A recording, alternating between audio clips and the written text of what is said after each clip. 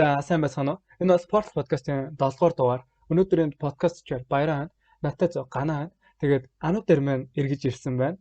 Бид өнөөдөр зурхай талаар ярилцахаар ерөөхдөө бэлдсэн байгаа. За тэгээд өнөөдрийн хостоор би ажиллана. Манай хоёр сонсогчдод өмнө төрөх үү. Сайн өнөөдөр Бусаж ирсэн байна. Өдөр Ганаа. Бид гурав сууж өнөөдрийн сэдв бол зурхай байгаа. Бид зурхайн тухай ярилцж байна. За та хоёрын хувьд зурхайнд итгэдэг үү өөрсдөө? би бол итгэдэг. Ер нь бол өдөр болгон зурхаа хардаг. Вау. Тухайн саяхан зурхайг л уншдаг. Өөр нөх олигтой итгэсэн бол алгон. Ерөөхдөө гэхдээ бас нэг чек хэлчихдэг юм байна шүү дээ. Сартаа нэг мэг. Миний хувьд бол ерөөсөө уншдаггүй, ерөөсөө хардггүй л те. Цагаан сараар мөр гаргах юм а ч гэсэн баг өөрөө хардггүй. Шахуу. Яг хөө тэр ч гэсэн зурхаа мөн биз дээ, үгүй л үү? Мөн. За уучлаарай. За та хоёр тэгвэл зурхайг юу гэж боддог вэ? Өөрөөсөө бодлоо хэлээ. Яг миний бодол гэхэлээ би зүгээр нэг зурхаа одоо ингээд өдөр тутмын зурхаа оруулдаг сайтаас уншиж ирсэн. Зурхаа нь яг цаг агаар шиг хэрвээ энийг өөрөө ингээд хараад хаан бол та бортой өдөр шүхрээ авч гардаг шиг хэрэгтэй аваад гарах боломжтой би чинь хүн хэлсэн байдаг байхгүй. Яг хэн хэлснийг нь сайн санахгүй л та. Ийм юу гэдэг. Тэгээд би ер нь энтэй адилхан боддог. Миний хувьд л хүн өөрийнхөө амьдралыг уйлж зохицуулаад чиглүүлээ явдаг гэж боддог болохоор нэг алхахтай итгэсэн юм бол байдаггүй. Дээрээс нь зурхайг юу ойлгохгүй. Миний хувьд ч гэсэн ганаатай жоохон санал нэг ерөөхдөө нэг тийм тэгдэг бол биш. Тэгээд зурхай бас яг яаж ажилтгыг нь бас сайн ойлгодгүй болохоор бас итгэхгүй байдаг байх. Гэтэ би бас мэргэлтгэлтэй. Мэргээ. Мэргэнд итгэдэг хэрнээсээ зурхайнд итгэдэггүй юм уу? Зурхаа уншихаа айгүй муухай юм буугаад муухай юм. Гэхдээ зурхаа ер нь надад биелжсэн тохиолдол байдаг бол би нэг итгэдэг юм аа. Жишээ нь энэ сайт найзтайгаа муудалцсан ч юм уу тийм юм уншсан байхад өсө муудалцж байгаа юм харагдахгүй л байдаг шин. За та хоёр ямар орттой вэ? Би мишин cancer. Би өхрийн орттой. Анатэр энэ ордны хүмүүсийн зан шинж чанар ерөөхдөө тиймэрхүү юмнуудыг бас баг мэдээд байдаг шүү дээ, тий. Бидэнд жишээ болгоод тэрийнхээ хэлж өгөөч төхөө. За өхрийн ортныхан болохоор жоохон зөрүү зантай. Жоохон ч гэж ер нь хамгийн зөрүүд орд гэж явдаг. Яхаараа. Тэгээд яг ийм зөрүү зантай. Тэгээд шийдвэрийг яг өөрөө хэлсэнд баттай зогсдог. Тэнгүүтлээ миний санджаагаар бас одоо өхрийн орчин газрын орд гэж яддаг аахгүй нөгөө water sign, air sign, earth sign гэдэг байдаг. Тэрний earth sign навдаг. Тийм болохоор айгу буурсартай. Тэнгүүтлээ гэтээ айгу зөрүүд нэг хэлсэндээ бат зогсдог. Тэгээд энэ зүгээр fun fact яг ийм байх албагүй. Гэтээ ихэнх нь хоол мөнгө хоёр айгу их дуртай гэж айгу гардаг. Окей. За тэгээд жинлүүрийн орднах болохоор air sign буюу агарын ордонд оролцдог. Тэнгүүтлээ амар тийм өөртөө ингээд өөртөө айгу мэдэрсэн гэх юм уу эсвэл өөртөө амар сайн хайрлаа сурцсан хүмүүс байдаг. Бараг тэрний төрөлх юм. Тэгээд яг тэрнтэйгээ холбоотойгоор яг ингээ өөртөөхөө үн цэнийг хизээч ингээд алддаггүй эсвэл ингээ хүнд янз бүрийн муугаар хэлэлдэггүй ч юм нэг тиймэрхүү. Тэгээд би болохоор миши болохоор тосны орд water sign тэгээд айгу мэдрэг юм зэмсгээ тэгсэрнээсээ бусад хүмүүсийн эмоцийг айгу сайн мэддэг. Тэгээ энэ яг 100% үнэн байна гэсэн үг бас биш. Яг нөгөө нэг за дотроо ингээд ерөнхий 2 хуваагдахад одоо өхрийн ордныхан гэхэд чинь л 4 сарын өхрийн орд, 5 сарын өхрийн орд гэх хоёр байгаа шүү дээ. Тэгвэл энэ хоёрын зан чанар бас жоохон ялгаатай болчдөг. Зүгээр ерөнхий байхад тэгэхээр төрсөн өдөр цагаараа гээд бүр амар өөр болох боломжтой. Гэтэ энэ бол зүгээр сая хэлсэн ерөнхий л. Ерөнхийдөө миний анзаарснаар ч юм уу тий бас зурхай айгу ерөнхий байх талтай байдаг. Нөгөө өдрийн зурхаанууд гэдэг чтэй сараараа ч гэсэн бас байдаг. Тэр нь ерөнхий тохиолдолд нэлээд их байдаг л да. Тэнгүүд хүмүүс ер нь өөр дээр юм их хүлээж авах дуртай болохоор ч тэрийг яг намайг хэлсэн ч юм уу тий нэг төстэй нэг жоохон тохиолдол өөрт нь амьдралд нь гараад ирэхэд яг зурхаан дээр ингэсэн байсан штэ гэдэг шиг юмрхүүд юмуд бас гарч итгэл нэмэгддэг байх л да. Тэгж боддог миний хувьд. Тэгээд миний хувьд болохоор бүр ингээ өмнө нь яг төлбөр төлөөд мэргэжлийн хүнээр ингээд өөрийнхөө төрсөн өдөр, төрсөн цаг, төрсөн газараа илээд ингээд яг өдөр өдрийнхөө зурхаг авч явж байсан. Тэгэхэд бол яг үндэ actually за яг бүр 100% бол биш гэхдээ нэг 80% бол үнэн л үт юм билээ. Ерөөдөө чиний өдөр тутмын үйл явдал амьдралтай чинь таарад байсан гэж ойлгож болох уу? 80% бол таарч. Тэгээд хамгийн гол нь бид одоо ингээд хүн одоо бид нар өөрсдөө нэг ортой л гэж боддог шүү дээ. Чинь би мэлхий чи өхөр ингээд ганаа болохоор жилүүр гэлтэй. За. Энэ болохоор жоохон өрөөсгөл ойлголт. Одоо бид нарын ингээд байнга хэлээд байгаа зөвхөн бид нарын нарны орд тэгээд орд болохоор нэг хүн дээр одоо нарны аймагт байдаг бүх гаригуудад ингээд өөр төрлийн орд байдаг байхгүй юу? За. Тэгээд тэрүүгээр болно юу яах вэ? Өөртөөхөө зурхааг унших хэрэгтэй. Зөвхөн нэг зурхаагаар унших биш. Тэгмэдлээ одоо тэр мэрэгжлийн үнэ болохоор та ийм гаргийн ийм орттой юм гэх тэнгууд дээрэс нь одоо гаргуучиг хөдөлгөөнд ороод энэ чинь зөвхөн нэг гаргаар явахгүй одоо чинь эмшийн орд хэллээ гэж ярих юм бол сар ингээд бид нарт айгүй хүчтэйгээр нөлөөлнө. Тэр үед талны ордороо юмнууд унших юм бол арай илүү үнэн байдаг гэх мэтлэн. Бас сонирхолтой бодсноос хамаагүй нарийн ухаан байна шүү. Тэгээд яг ордоо бүр үнэхээр яг 100% ингэж юу гэх юм бол төрсэн газар, төрсэн өдөр, тэгээд төрсэн цаг минут яг нарийн тодорхойлж иж орчин арай орны ч одоо зурхаал чинь илүү үнэн байдтай гардаг.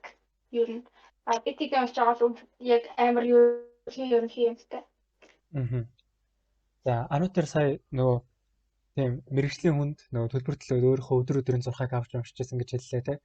Тэрэнд тэгээд өөрийнхөө өдрийн зурхааг ингээд аваад за өнөөдөр надад нэг иймэрхүү юм тохиолдох юм байна гэдгээ ерөөхдөө ихтгэл үнэмшлийнхээ хувьд ажгүй мэдчихэж байгаа үед чи тэр өдөртөө ямар нэг юмыг өөрчлөх юм уу тэрэнд болгоомжтой хандах юм уу тиймэрхүү гарч ирсэн өөрчлөлтүүд юу вэ? Ер нь айгүй нэг тэгж өөрчлөх гэж оролцсон гэдгээс илүү болгоомжтой хандах үеуд айгүй байсан. Одоо ямар жишээ нь миний асууж хэлгээ болохоор айгүй тодорхой байсан л та. Өдрийн тэдэн цагийн хооронд одоо жоохон болгоомжтой авах хэрэгтэй нэр гэсэн тиймэрхүү юмудаас нь болохоор яг тэр үед нь өөрийгөө барьдаг ч юм уу. Тэгвэл тээврийн хэрэгслээс болгоомжлох хэрэгтэй ч гэх юм уу. Тиймэрхүү юм дээр айгүй болгоомжилжсэн юмуд байгаа. Тэгээд яг хэрвээ үнэхээр болгоомжлох байсан бол юу болохыг мэдгүй. Яг юу ч болох байсан ч биш магадгүй гэтээ тэгж болгоомжилсан болохоор юм болоогүй гэж боддог. Надад тийм юм болоогүй гэж. За ерөнхийдөө зурхайд итгэснээр амьдралд нэг тийм эерэг өөрчлөлтүүд, сөрөг өөрчлөлтүүд гардаг болов энэ тухай юу гэж бодож байна? Яг энэ жоохон харьцангуй хаа хэрэг тэр хүн одоо яг итгээд миний амьдралд өөрчлөлт гарчлаа. Яг зурхайд одоо начиг би болгоомжлсон болохоор надад юм тохиолдоогүй гэж бодоод эргээр хайж байгаа л эерэг өөрчлөлт гарах байх. Тэгэхгүй тэгээд зүгээр уншихгүй байж байгаа зүгээр хайцсан юм болоогүй болохоор тэгээд болоогүй юм чинь тэрийг нэг эерэг сөрөг гэж хэлэхгүй хүмүүс байгаа шүү дээ. Одоо итгэдэггүй хүмүүс. Тэгэхээр энэ жоохон харьцангуй. Ганаа юу гэж бодож байна? Зурхайг би нэх уулын тоодгүй юм. Зүгээр ингээд фейс дээр явж байхад нь ганцхан юм уншиж ийсэн. Эсвэл би бол зурхайг бол хүн хүсэх юм бол хүснээ л өвчж болно гэж бодож байна. Зурхаа уншаад ямар нэгэн болно гэж бодчих юм бол яалцгүй тэрийг хүлээгээд байдаг байж магадгүй. Эсвэл юу н миний зурхаа би илзэг жаагаагүй болохоор би ингэж хэлээд байгаа байхгүй. Тиймээс бол зурхаан дээр бичсэн бичээгүй болох юм болдгоо л болно л гэж бодож байна. Болох юм болдгоороо болно. Тийм уусгалаа. Хэрвээ болох юм болдгоороо болж явах юм бол тэрийг ингээд өөрчлөлтөн таамаглаж мэдээд тэрийг зурхаа гэж нэрлэж байгаа юм шүү. Миний ойлголтоор. Тэгэхээр хэцүү байхгүй юу? Тэсэн нэг муу юм болно гэд тэнцээ бичсэн байвал заавал тийм муу юм хайгаад идэх байхгүй юу? За жишээ нь шалгалтанд онцгой болвол биш. За нэг хүн зурхаан дээр өнөөдөр нэг муу юм болно гэд уншчлаа гэж бодоход тэр хүн өнөөдөр шалгалтан дээр онцчээ. Тэгээд суудгийн хүн за энэ зурхаан үний юм байна гэж бодчихж байгаа байхгүй юу? Миний бодлоор энэ тэр зурхаатай ямар ч холбоогүй зүгээр л өөрийнх нь тоглохгүй юу? Өөрөө тэр шалгалтан дээр бэлдээг бол унтсан. Эсвэл тэр багш нь зүгээр ямар нэгэн мандаа тавьчихсан. Тиймээс бол энэ бол болох ёстой юм. Хэрвээ тэр хүн шалгалтандаа бэлдээг бол үнэхээр болох юм л болж байна шүү дээ. Бас энэ нэг зурхаатай хамаагүй хамаатуудаа тарих юм биш гэж бодож байна. Би ч нөгөө болох юм болдгоороо болно гэдэг өгүүлбэрийг болохоор нөгөө хувь тавилан гэдэгтэй айгүй холбоотой ойлгочих л тээ. Зөвхөн л нэг зураасаар байдаг. Нөгөө нэг өөрчлөлтгүй гэдэг утгаар нь. Би болохоор үр дүн шалтгааныг ярьсан юм байна те. Тийм нэгс нэг баян үйл явц юм. За тэгвэл дараагийн асуулт. Өөртөө итгэх үзэл зурхайтай харшилах уу? Миний бодлоор нэг тэгж харшилахгүй байхаа. Одоо чинь өдөр тутмын зурхай чинь миний оюуны чадвар хэр өндөр байх, тэр өдөр хэр үр бүтээмжтэй байх гэсэн юмнуудыг гаргаж өгдөг байхгүй юу ер нь? Ер нь бол нөгөө нэг гаригуудын нөлөөллөөр миний бие тэр өдөр ямар хөө байхыг гаргадаг гэсэн үг шүү дээ. Тэнгүүд амар өөртөө итгэлтэй байхад бол нэг нөлөөлнө гэж бодохгүй байна. Нөгөө өөртөө итгэх үзэл гэдэг дээр би нөгөө би л өөрөө амьдралаа авч яваад ч юм уу те. Нөгөө өөрийг шашингүй өөртөө итгэх үзлийг ярьсан шүү. Тэр хоёр бол хагаралдах бах. Гэтэ миний бодлоор бол зурхай ямар нэгэн шашинтай холбоогүй. Энэ болохоор яг цэвэр одон орны шинжлэх ухаанаас үүдэлтэй гэж би өөрөө үздэг. Яагаад тэгэхээр би тийч одоо ингээд яг дэлхий дээр төрсэн тэнгууд их бага хэмжээгээр бид нарт нар цаар тэгээд ангараг гээд бусад гаригууд бид нарын биед нөлөөлж байгаа. Тийм болохоор энэ бол яг тийм шашинаас илүүтэйгээр шинжлэх ухаан гэж би боддог. За. Тэр ерөнхийдөө шинжлэх ухаан гэж авч үзвэл зүгээр гэж бодож байна уу те? Тийм. Энийг бол нэг шашин ч юм уу гол нэг тийм одоо өөр юм руу оруулах юм биш хаа. Миний хорол яг шинжлэх ухаан одон орно. Зурхайг яг яаж мэдтiin? Тэр хүнд юу тохиолдно гэдгийг юу яаж мэддэг? Тэрийг болохоор бүр эвтэр үеэс одоо Грек Ромын эрдэмтэд гаргасан гэж үздэг. Тэнгүүд л гариг ирсэн нөлөөлөлтөд Ванга эдгээр шиг зүгэн хилдэг юм уу? Зүгнэл хэцүү заяа. Одоо ингээд гаригуудын хөдөлгөөн байгаа шүү дээ. Тэнгүүд одоо ингээд төрөнгүүд би танарт түрүүлсэн шүү дээ. Хүн болгонд гариг болгон дээр тусдаа орд байдаг гэд.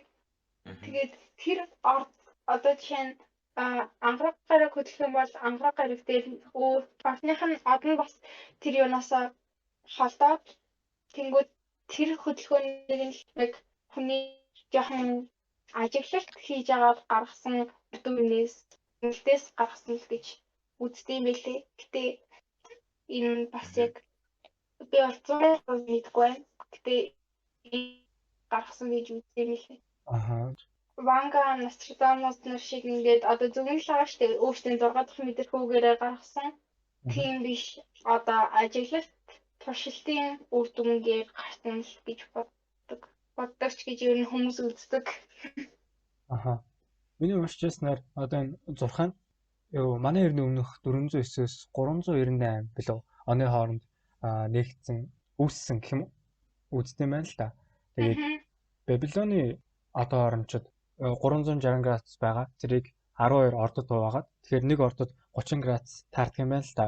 Тэгээд 30 градус нь градус болгоноороо нэг өдөр болоод хүний амьдралаас ямархуу нөлөөтэй байгаа. Одоо орны нөө 360 градус тойрж ирэх хөдөлгөөнүүд нь яг тэгж би ойлгосон. Уншсан юмнасаа нэг юм шиг байлээ. Тийм. Би зөв ярьж байна уу те? Чи энэ тухай сонсч байсан уу? Ер нь бол ихэнх юм нь одоо орны баригуудын хөдөлгөөн дээр л үндэслэгддэг. Энэ дээр бас сонирхолтой асуултууд байгаа юм л да. Би яг нэг тийм няцаах талаас нь ярих гайгүй зүгээр мэдэхгүй учраас сууж байгаа шүү. За одоо ингээд гаригуудын хөдөлгөөн бидний ингээд өдөр тутмын амьдрал руу хадаа нөлөөлж байгаа. Одоо миний ангар гаригийн хөдөлгөөн миний өнөөдрийн үйл явдал ч юм уу те тэгж ярьж байгаа. Тэнгүүд ийм ингээд ажиглалт юуны үндсэн дээр бүтээгдсэн юм гэж байна шүү дээ. Тэгэхээр хэрвээ анхнаасаа л буруу юмыг ажиглаад буруу юмтай холбож ойлгоод байсан бол яах вэ? Жишээ нь нөгөө монголчуудын ч гэсэн юм байдаг шүү дээ. Нөгөө дөрөвдөд үсээс болох биш ээ. Дөрөвдөд хомсоо авах хэрэгтэй юм байна гэж авахгүй байх хэрэгтэй ч юм мэдгүй мартчихжээ. Тэгэх юм бол нөгөө ажил хэрэг нь зүтгүүч юм уу те? Дөрөвдөд хомсоо бол баяждаг тэр гэх тиймэрхүү тийм байна те. Тэгээд адилхан байж магадгүй гэж бодож байгаа юм тий өөрөө. тий нөгөө буруу шалтгаанаас буюу одоо ингээд дөрөвдөд биш ээ. За буруу өдөр ч юм уу, орой ч юм уу хумсаа авснаас болоод шалгалтын дээр унтчихаж юм уу те. Яг гэвэл тэр хүүхд өмнө хумсаа авсан. Тэгээд шалгалтын дээр унтсан. Энэ хоёртой хамааралгүй мөртлөө ингээд хамаатай юм шиг ингээд олон жил ингээд судлаад ингээд тааруулаад үзчихвэл тэр нь таарадах юм бол хамааралтай юм шиг болчих штэ. Гэхдээ яг үнэндээ бол нөгөө шалгалтанд бэлдээгүй ч юм уу те. Тэрнээсээ болж унж байгаа. Зөв шалтгаан нь биш нөгөө буруу шалтгаанууд дээр үндэслээд үр дүнг нь тооцоод байсан бол яах вэ гэдэг асуулт надад гарч ирнэ л да. Энийг яг угаасаа 100% хэлэхэд хэцүү. Яг өөрөө төрсөн. Манай эртний өмнөх ингээд 300-ээс 1700 оны хооронд үссэн энэ үед яг юу болсныг бид ч мэдгүй, тэр үеийн зарим хүмүүс нь ч мэдгүй. Гэтэ одоо болтол ингээд одоо бол жишээ нь энэ дөрөвт өдөр хумсаа бэлэнгдэг нар чинь жоохон нистагдаад байгаа шүү дээ ихэнх хүмүүсээр. Тэгэхээр зурхаа болохоор одоо болтол ингээд нистагдахгүйгээр бас явж байгаа болохоор үнэн байх гэж бодож байна. Тэрнээс биш би яг энэ дээр яг зөв юм хараад ингэж явж байгаа гэж хийж чадахгүй. Зурхаа дөрөвт өдөр хумсаа хоёр хоорондоо холбоостой юм. Ямар нэгэн. Энэ болохоор миний мэдхээр бол нэг холбоос байхгүй. Зүгээр хүмүүсийн бодгийн шашинтай холбоотой байхаа. Энэ миний зүгээр ойлгоо. Зурхаанаас илүү шашинтай холбоотой. Миний мэдхээр бол дор нэг биш. Тэгээ миний үтсэн их зурхаатай хамаатай биш байхаа гэж бодож байна. Итгэл үнэмшилтэй ч юм уу мухар сүсгтэй илүү холбоотой гэж магадгүй. Мухар сүсгтэй арай илүү холбоотой гэж бодож байна. Тэгээ саяхан асуултын тухайд яг энийг буруу юм асуудлаад би тэд буруу юмар яваад байгаа гэж өөрөө бас бодохгүй байна. Тэгээ яг бас зөв юмар тагаад явж байгаа гэж бусад хүмүүсээ гөрөөсөн дуудахтаа ч гэсэн жаа итгэл байна. Яг тийм шууд баталгаа байхгүй гэж ойлгож болох юм байна тий. Шууд баталгаа байхгүй. Тэгэхээр яг итгэх хэсэг нь тухайн хүний итгэл үнэмшлээс хамаарх нэ. Тийм, ер нь бол зурхайг за жинхнээс үнэн байлаа гэж бодъё. Ингээд бүх юм нь ингээд 100% үнэн. Ингээд бидний амьдрал ингээд нөлөөлж байгаа бүх юм нь үнэн. Тэгээд яг зурхаан дээр бичигдсэн юм л бидний амьдралд болоод байдаг байл та.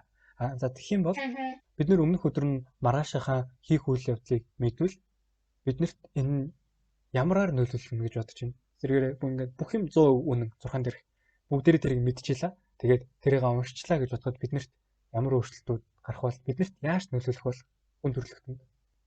Тэгэх юм бол амьдрал амар битгартаа болох хаа. Маргааш юу болох юмыг бүгдээрийг нь өөрчилсөн байдлаар хамаглаад 100% мэдчих юм бол хэрэг битгартаа болох.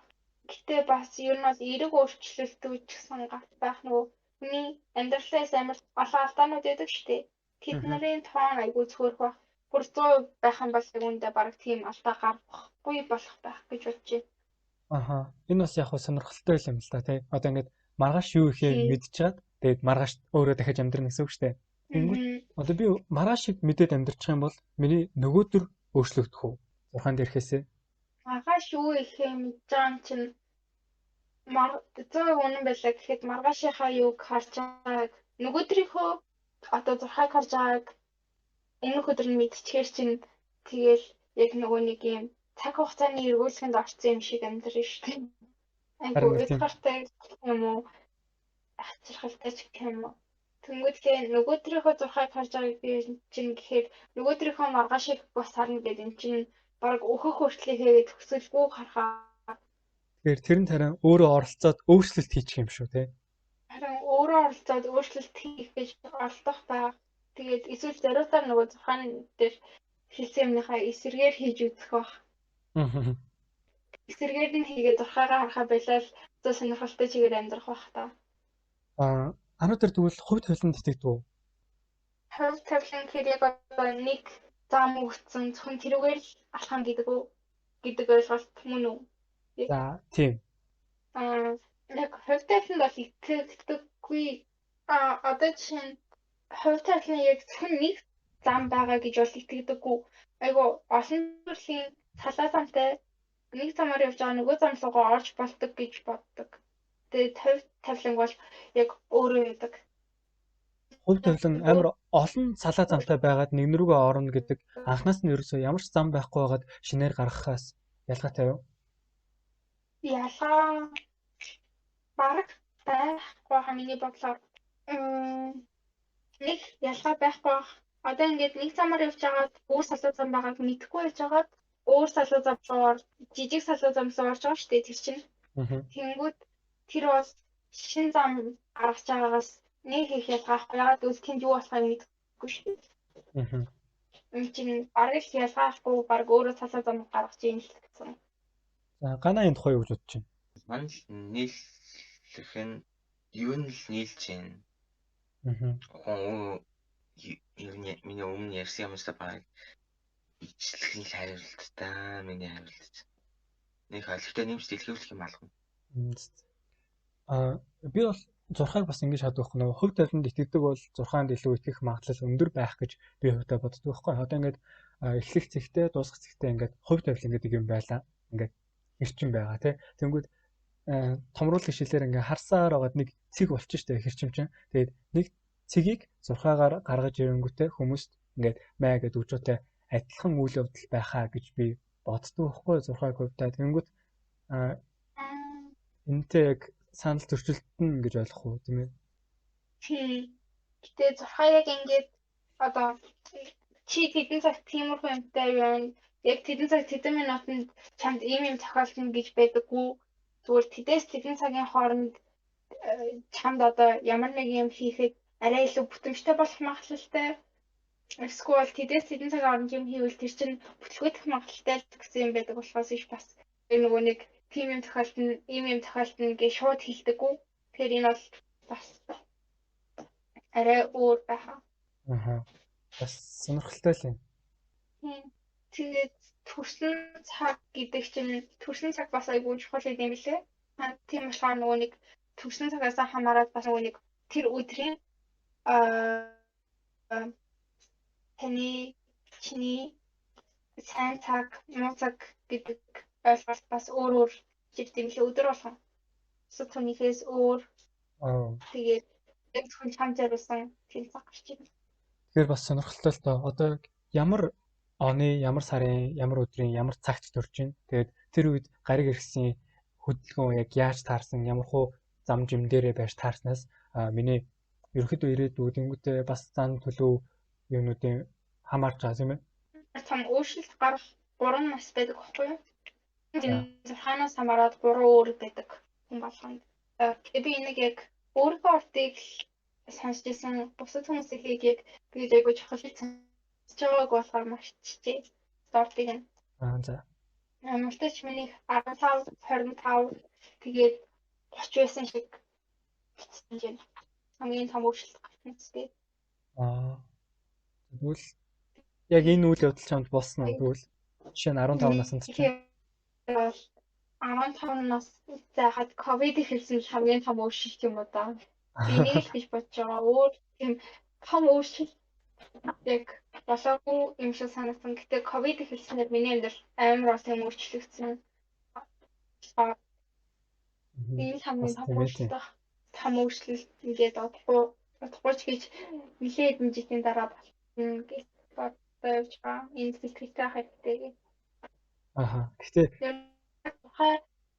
маргааш нь ямар байхад сэтгэл санаагаа бэлдэх тийм ямар том тулгуур юм уу? Сайжруулах юм те. Тэр нэг ингээд иймэрхүү юмнууд болох магадaltaй ч юм уу те. Яг тэр нь ерөнхий байлаач гэсэн мэдчихэд ерөөхдөө амар бэлтгэлтэй болчихно хаа. Сэтгэл зүйн хувьд ч юм уу, физиологийн хувьд ч юм уу. Тэгэхээр тэр үйл явдлыг арай өөрөөр туулах боломж олдох юм болов. Тэр зурхаа үнэн байвал. Зурхаад тэгээд хаана тэгэл гэж их хараад айгүй хүншдэг. Зурхаанд тухайн хүний хаана төрсөн хамаатай байдаг уу? Хамаатай байдаг. Ер нь бол бас яг тэр одоо ордуудын байрлал ингээд чамайг тодорхойлохоос гадна одоо чиний орд байгаа штэ тэр орд чинь бас сайн газар муу газар гэж байгаа. Тэнгүүд тэрнээсээ хамаараад бас яг амьдрал жинхэнэ өөрчлөлт бас өөр бол хаан төрснөөс хамаараад. Тэгээд одоо нэг юм цаг байдаг байхгүй юу? Одоо төрсөн цагаа төрсөн газраа өдөртөө оруулангууд одоо ингээд бүх гаригууд дээр чиний зурхаа гаргаад өгдөг. Бүр градустай багт 30 градусаар боосон маа штэ. Тэгэхээр тэр нь тэдэн градус, энэ тэдэн градус гэд бүх ордын гаргаад өгдөг. Бүр амар мундаг сайт байгаа. Үнгүү. За. Тэгээд уулын тэн дээр одоо төрсөн цагаа мэдээд оруулах юм бол айгуу зүгээр. Тэгээд миний сонсноор нэгдүгээр цагтэр болохоор төрсөн цагаа очиод мэдэх боломжтой байдаг. Гэтэ 1980 оноос хойш хүмүүсийн хэв бол айгуу өгдөг. Тэгээ 1980 хүмүүсийг болохоор нөгөө нэг хүн цаасан баримтаар л агаахаар нэлээд удаж гаргаж өгөх байх. Дээрээс нь тэнд ажиллаж байгаа хүмүүс айгүй төвөг болохоор юм билээ. Үнэхээр цахаа мэдээ гэвэл тэгээ асуухад бол гаргаад өгөх юм бил. Аха. Би яг өөрийнхөө цагийг бас мэднэ. Тэгэхээр тухайн сайт руу оруулаад би өөрийгөө бас шинжих боломжтой юм байна тийм үү? Тийм. Яг зөв тодорхойлоод. Аха. Тэгэхээр намайг ямар газар, ямар цагт, ямар өдөр төрснөг би оруулах юм бол намайг ерөнхийдөө ямар хүн бэ гэдгийг гаргаад ирнэс үгүй зан чанарын зөв. Зан чанарын хувьд гаргаад өгөн яг жаач гэдэг чинь тийм чухал үйл явдлаас мас ингээд тэр бүгдийг чинь гаргаад өгнө л гэсэн үг. Astro Chart гэдэг сайт. Ийшээ оронгууд нэг birth chart гэсэн юм байдаг. За. Хүний төрөх цаг нь сайн муу гэдэг нь байнгын тодорхойлолт юм уу эсвэл өөрчлөгдөж юм уу? Сайн муу цаг нь. Байнгын тодорхойлолт биш. Одоо дэлхий чинь ингээд тэнхлэгтэй ирэх явцдаа багаар ингээд тэнхлэгээс хазаагаад явж байгаа шүү дээ. Тэнгүүд тэр чинийгээрээ бас нөгөө гаригуудын хөдөлгөөн бид нартай өөр мэдрэгдэх учраас энэ бас нөгөө сайн муу гээд байнгын тодорхойлолт биш. Гэтэ бас сайн муу цаг гэх нь цаашаа зүгээр одоо тэр өдөр нь жоохон бүтэмжгүй байх цаг, юм бүтэмжтэй байх цаг гэж гэсэн үг юм да. Бүр амар сайн муу гэх юм чинь. Миний хувьд энэ ер нь зурхаа ихэнхдээ магадлал дээр явдаг. Яг 100% үнэн гэдэг юм бас байхгүй л тийм. Тийм ээ тийм. Би болохоор нөгөө хүнийг ямар цаг үед хаана ямар юмыг туулж өснөөрөө тухайн хүний зам чанар яг мөн чанар нь тодорхойлогддог гэж боддог байхгүй. Тэгэхээр нөгөө хаана төрсөн ч юм уу тийм нэг тийм цаг өдөр судраар нэг тийм хамаарахгүй харин ямар нийгэмд ямар хуу саад бартаануудыг дуулж ирснээр нь яг хувь хүн бий болтгоо гэж боддог л доо. Дээр ч гэсэн ер нь санал нэгтэй энэ бол бүр ингээд хөрхөөс нөгөө нэг хүнд байгаа зан чанар байгаа шүү дээ. Одоо ордон дээр илэрхийлж авалт хөдөлгөөс ирсэн энэ өөрчлөгдсөн ч байж болно, өөрчлөгдөөгүй ч байж болно. Гэтэ өөрчлөгдсөн байлаа ч гэсэн тэр хүний дотор төрөгтнөс байсан зан чанар бол бага хэмжээгээр байгаа учраас энэ бол үнэн гэж боддог. Одоо зурхайг ямар хүмүүс гаргадаг юм болоо? Одоо орон судлаачид зурхайчид гэж тустай байдаг уу эсвэл? Ер нь одоо судлаачид гаргана. Гэтэ энэ математикта бүр үнэхээр сайн гэдэг гаргах өөртөө жоохон одоороо судалдаад тэгээ гаргах боломжтой гэж сонсч байсан. Тэгэхээр математик цаацал дээр үндэслэх юм билээ. Тэгэхээр зурхай ямар нэг тийм томьёотой гэсэн үг үү? Тэрийг нь бас яг сайн мэдэхгүй байна. Гэтэ миний ойлгосноор математиктаа сайн гэдгээр нөгөө нэг одоо орнуудын хөдлөлийг геометрийн юугаар ч юм уу тиймэрхүү юугаар математиктаа сайн байх хэрэгтэй гэж бол өөр нэг юм подкастаас сонссон. Тэгэхээр хараа бид нар хэрвээ өөрсдөө яг тэрийг судлах боломжтой байх юм бол өөрөө өөрсдийнхөө зурхайг өөрсдөө гаргах бас боломжтой гэсэн үг үү? Тийм. Одоо түгнэл бол бид нар 6 дахь мэдээлэлтэй байх хэрэгтэй шүү дээ. За. Ямар нэгэн байдлаар тийм байхад зурхаа бол бид нар тооцоол сайн хийдэг. Тэгээ одоо орны хөдөлгөөнүүдийг ажиглаж чаддаг байхад өөрсдөө зурхаа гаргах боломжтой. Сонирхолтой. За зурхаан дээр одоо иймэрхүү юмуд байдаг л да. Одоо бид нэр интернет рүү шууд ороод Монголын ч монгол хэлээрээ ч зурхайг бол авчиж болно. Дөнгөж тэрэн дээр иймэрхүү үг хэллэгүүд гарч ирдэг л дээ. За үс засуулахад сайн өдөр, гашнэм балжин нэмтэй, тэгээд модон хохмой, тэрсүүд гэсэн үгнүүд гарч ирдэг юм байна. Би go цэг юм руу орж үзлээ өнөөдөр. Тэнгүүд энэ үгнүүд ерөөхдөө ямар утга учиртай, ямар хуу бэлэгшээлтэй эсвэл ёртой юм болоо. Энэ нь яг дорны зурхаан. Тэгээд би дорны зурхаан талаар бол тийм амар мэдлэг байхгүй. Өрний зурхааг арай илүү мэддэг. Дээрээс нь арай өрний зурхааг арай илүү хардаг болохоор тэгээд энэ модон хохимог би өөрөөс утгыг нь мэдгүй гэхдээ ингээ модон хохимог дээр айгүй муу байдаг гэж аав ээж нар ярьдээ шүү дээ. Тэгээд башны балчин юмтай өдөр айгүй сайн өдөр гээл. Тэгээд энийх нь яг утгыг бас өөрөө сайн мэдгүй л. Орны зурхай, өрний зурхай гэж хоёр юм байдаг юм байна тий. Тэгэхээр бас хоорондоо бас ялгаатай шинжлэх ухаанууд уу?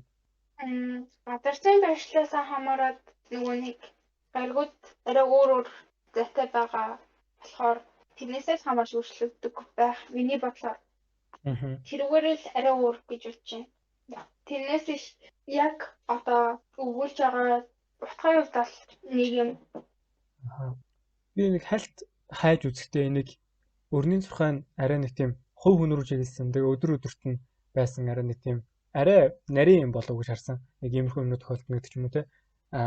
Дорны зурхайн орон болохоор нэг тийм нийтээр нь юм шиг санагдсан л да надаа. Жишээ нь одоо ингээд үс засуулах өдргингүүд ордоор нь биш байгаа байхгүй. Ингээд бүх хүний хувьд адилхан байгаа даа. Календарыг харах юм бол тэгээд энэ бас жоохон гайхмаар юмнуудын нэг л байна л да. Башны балжин нэмтэй өдөр нь тэгээд хүн болгонд адилхан юм уу те. Үс засуулах өдөр нь ч гэсэн яг хүн болгонд яг ижилхэн байдаг юм уу гэдэг нь бас аюул сонирхолтой.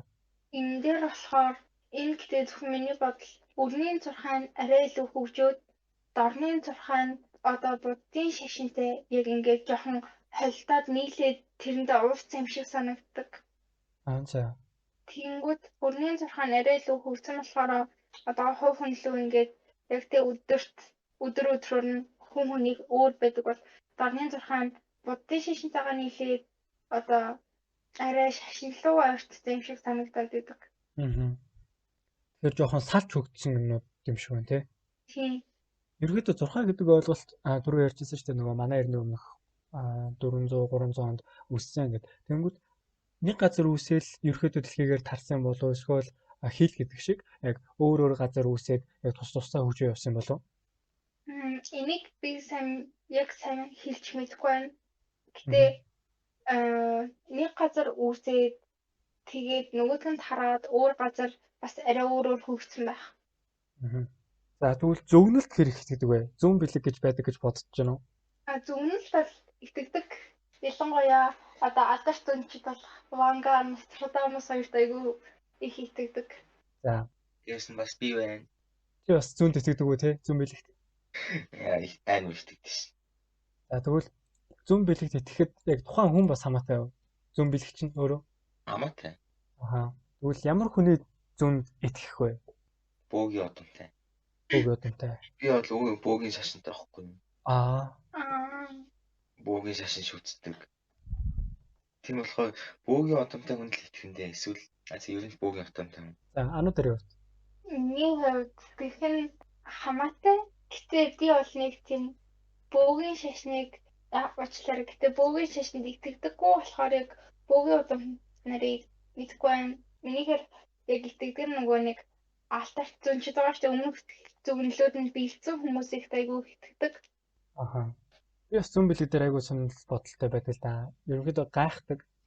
Хэрвээ одоо ингэж ирээдүг харах боломжтой юм бол нөгөө түрүүний л юм руугаа буцаад орох гэдэг юм л та нөгөө хувь тавилан гэдэг чинь ганцхан нэг тийм шулуун зураас байж идэг юм уу те. Тэгээд ирээдүг харна гэдэг тэр нь бэлдсэн байна гэхэлэр бас амар сонирхолтой байна л да. Яг хөө нэг тийм 6 дахь мэдрэхүү бидний одоо өдөр тутам хардгаас нэг тийм агсын шатны ч юм уу эсвэл өөр бодгаал оршихуй юм байж болно л доо. Тэгэхэд яаж ирээдүг харах боломжтой вэ?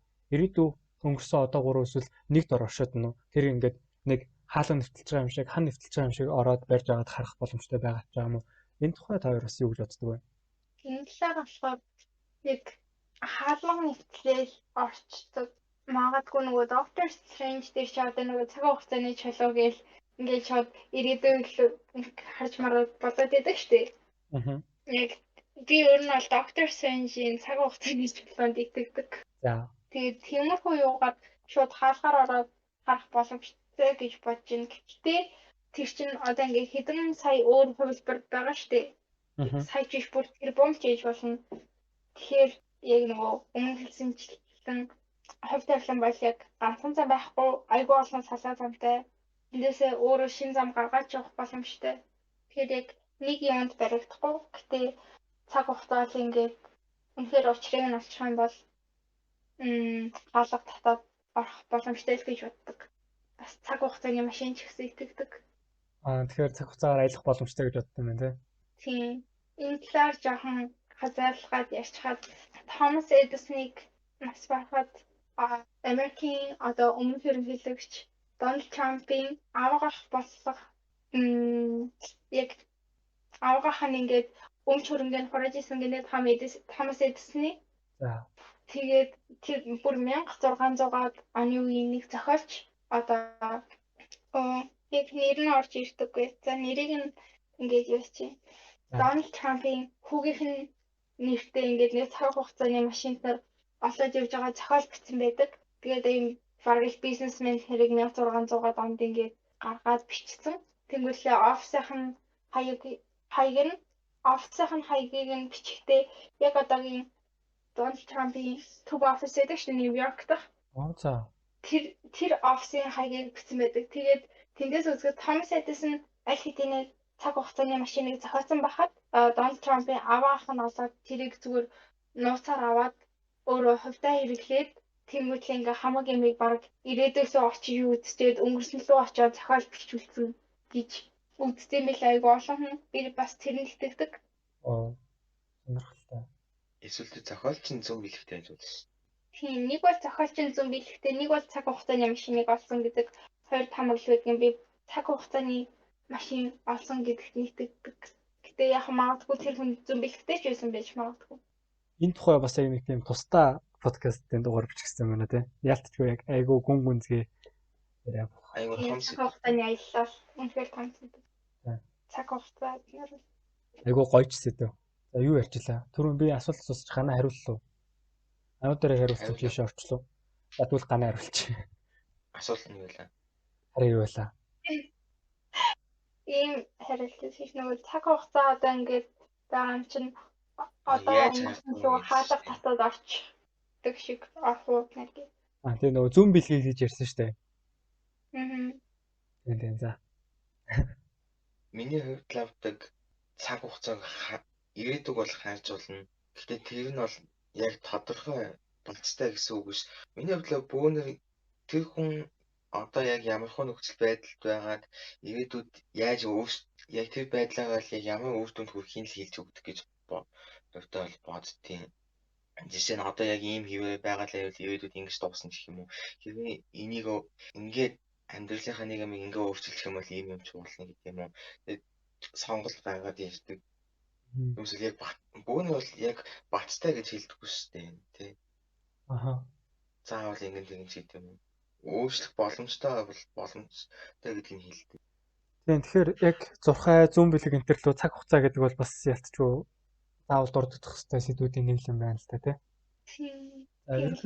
Ерөнхийдөө өнөөдрийн миний бэлдсэн асуултууд энэ үрээд дуусч байна. Та хоёрт дурддаг өнгөрсөн ч юм уу зурхай дээр нэмж ярмаар байгаа сэдвүүд байна уу? Нэмж ярих сэдв юу нь бол байхгүй. Тийм.